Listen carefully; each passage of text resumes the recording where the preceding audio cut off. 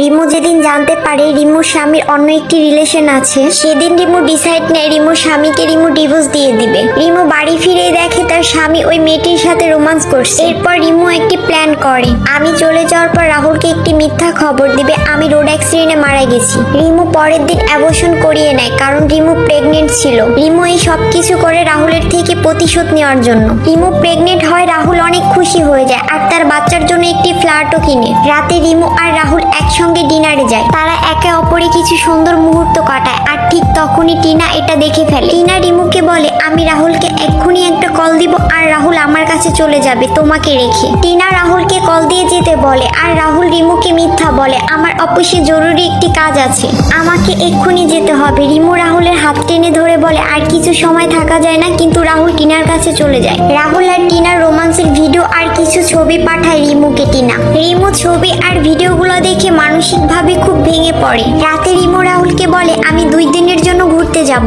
পরের দিন সকালে রাহুল রিমুর জন্য ব্রেকফাস্ট নিয়ে আসে আর রিমু সেটা না খেয়ে ফেলে দেয়। রিমু যাওয়ার আগে রাহুলকে একটি ফাইল দেয়, যে ফাইলের মধ্যে ডিভোর্স পেপার, বাচ্চা অ্যাবর্শনের রিপোর্ট আর রাহুল আর টিনার কিছু অন্তরঙ্গ ছবি ছিল। রিমু রাহুলকে বলে, এটা তোমার জন্য ম্যারেজ ডে উপলক্ষে আমার তরফ থেকে গিফট, আর এটা ম্যারেজ ডের দিনে তুমি খুলবে। কাল তো আমাদের ম্যারেজ ডে, আমি তো আর এখানে থাকবো না। কি হবে এরপর সেটা দেখার জন্য পার্ট 2 লিখে কমেন্ট করো।